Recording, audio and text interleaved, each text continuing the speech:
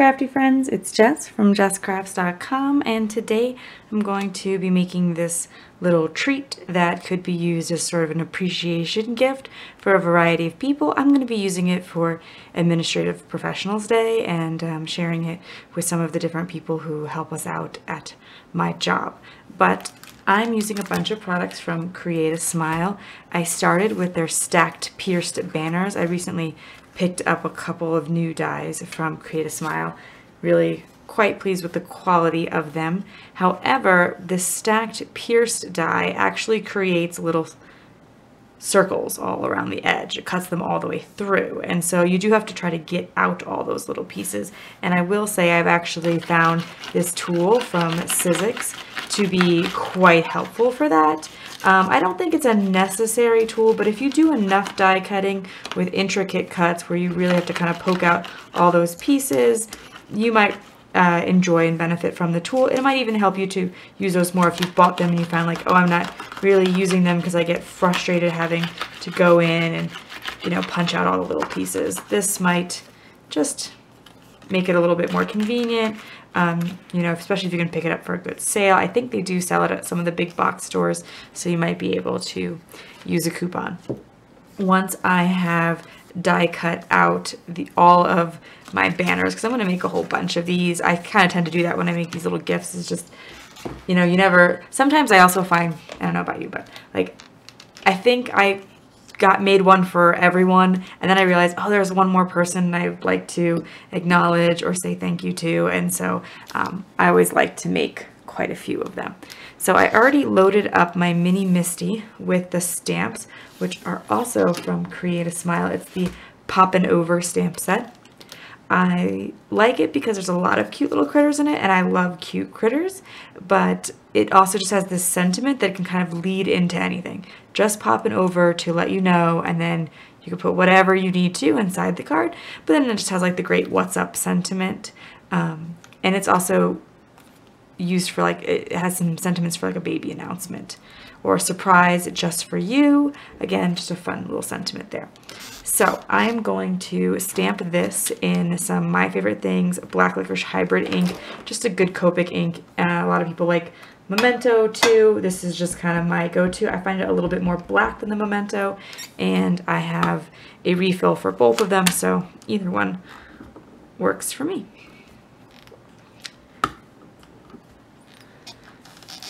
Love the Misty, letting you stamp it twice and get a really good impression, a nice dark line, and you could leave it in there and then restamp it again after you color it to make your final lines even darker. I don't usually do that, but I have definitely heard of that trick if you really like those super dark black lines. So 2 was probably enough, but you know, why not hit it a third time since I can. And then I'm ready to move on to some Copic coloring. I do find it's actually helpful to let your ink dry a bit before, like, you know, if you just stamped it and you go in with the Copic, sometimes it will smear in a way that it wouldn't if you had let it dry a while. So I'm just gonna stick that off to the side for a minute. And I do want to mention the background paper is me just using up a piece of 12 by 12 paper. This one, you know, almost too big to even fit in the camera. So I just found this random piece in my stash I thought worked well because it had some orange. I have a lot of old 12 by 12 paper. I started off as a scrapbooker, and I just haven't used enough of it, but I don't want to throw it away because I still like it or whatever, and so I decided I would just chop up a piece and use it for my projects today, and especially since I needed quite a bit. So this happens to be like from this old Studio Calico pit line or something like that. And I don't usually get to use googly eyes, so I'm excited to use a few on this project because, again, it's something that I buy because I think they're so cute. I'm just gonna speed up the drying process a little. Don't want to waste too much of your time. And the belly band, or this piece of paper, is cut to 3 inches by 10 inches, so I'll get 4 of them out of a single piece of scrapbook paper, and it doesn't have to be double-sided, of course. So, moving on to my Copic coloring. I don't do a lot of live Copic coloring because it can really take a long time, but this is a relatively simple image, and of course I'm only going to make one in today's video. I'm not going to make the entire set of 6 or so of these that I will actually be making. I'm going to start with my darkest color, which in this case is a Y07. I actually notice here I didn't get perfect stamping, and even with my Misty, and that's not really my Misty's fault, I just didn't put enough pressure there and I didn't catch it, but I'm gonna just go in with a Memento black marker later.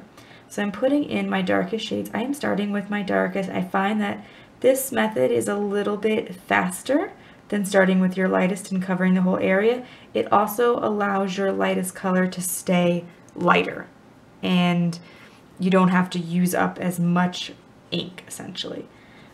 What is nice about Copics is they are an expensive initial investment, but their refills get much more reasonable.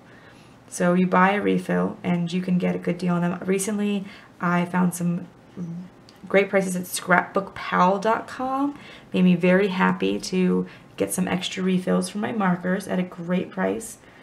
And they're going to refill your marker several times over for about the price of the initial purchase of the marker. So, but regardless, I still don't want to waste ink if I don't need to be using it. I did go back in with my medium tone out to my lighter just because I felt like things weren't quite blending as well as I'd like them to. But what's nice is in these little tiny areas, that's never going to be a problem. I'm just going to add a little bit of the darkest color, and I'm going to hit a couple of the areas at one time just to make all of this go even faster. You could decide not even to blend all 3 colors in the smaller areas, but I already have them out and the cap's off, ready to go. I do like to color in batches too, so when I color the rest of these, I'll probably color all the foxes at one time, and that way like I could hit all the ears or all the paws all at once. Okay. Then I am ready to move on to his face. Basically you want it to be kind of a white color, but I don't want to leave it white. It doesn't add much dimension to it. So I'm just going to go in with a W1 and a W00. My 2 lightest W markers. I think that the W grays work best for this situation because they have a sort of brown look to them, and a lot of times the sort of white-ish areas of an animal's fur aren't very white, or they've picked up, you know, some dirt, as of course animals are bound to get dirty. So I think that it kind of works out well, but I do think that also a lot of times like the white part of a fox is mixed with some of the other colors from the fox as well. So not that it has to be true to what a fox really looks like, because this isn't 100% accurate as a drawing. And honestly, I think that you could color, like I read this as a fox, but I think he could be a couple other animals too. Like I think you could color him as a cat or a dog if you wanted to. I think this feature kind of most makes him look like a fox, but if you didn't want him to be a fox, you could modify that a bit. You could sort of mask off those lines and add in some different features instead. But as terms as like for a dog, I think you could easily just color him up to be a different kind of, I'm sorry, to be a dog with some different colors. Oh, and I almost forgot to blend those out. And I work on Michael's Recollections 110-pound cardstock.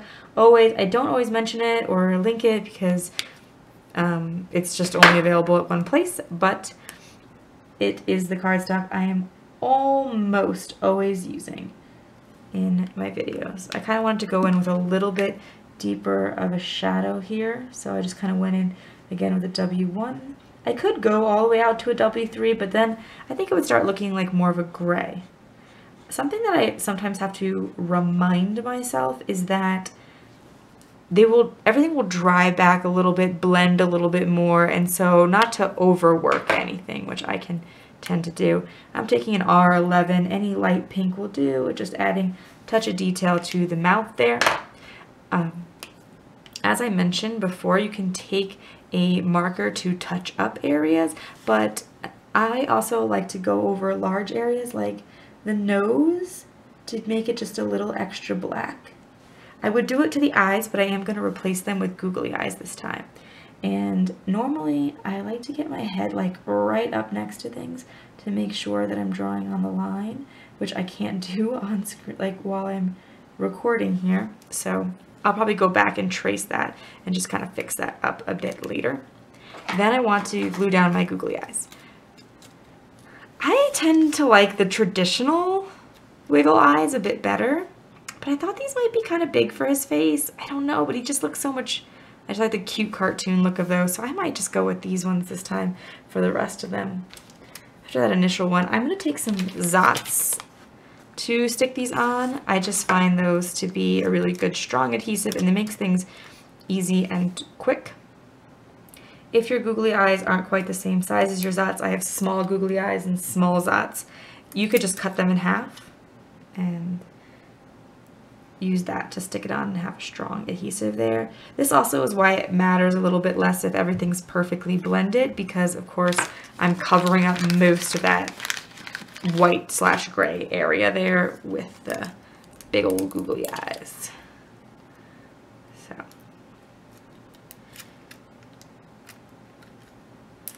my final step is going to be to take a piece of paper and wrap it around my bag of popcorn. I don't know if you noticed that earlier, but this is like kind of a punny little snack thank you treat, because it says just poppin' over, and the little guy is kind of looks like he's popping over a fence or something like that, but also because I am using popcorn. So I'll take the 3x10 piece of pattern paper, wrap it around, tape it down, nothing fancy there at all, and it will be able to slide right. I'm not adding any adhesive. I just want it to slide right off so that they can get out their bag and enjoy. But I do wrap it, you know, a little bit tightly so that it doesn't slide all around.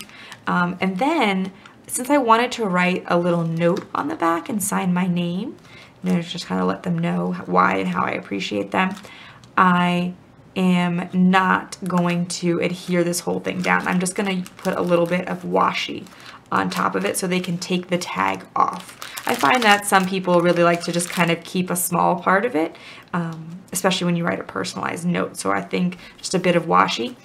Create a smile, make some fun washi, but whatever you have in your stash will work. And that's it for my project today. If you enjoyed this video, please give it a thumbs up. If you're interested in more crafting tutorials, be sure to subscribe to my channel.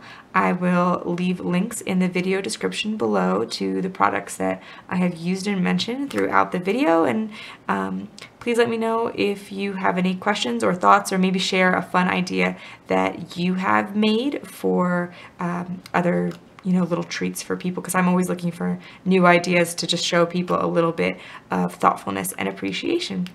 Thank you so much for watching. Have an awesome day. Bye.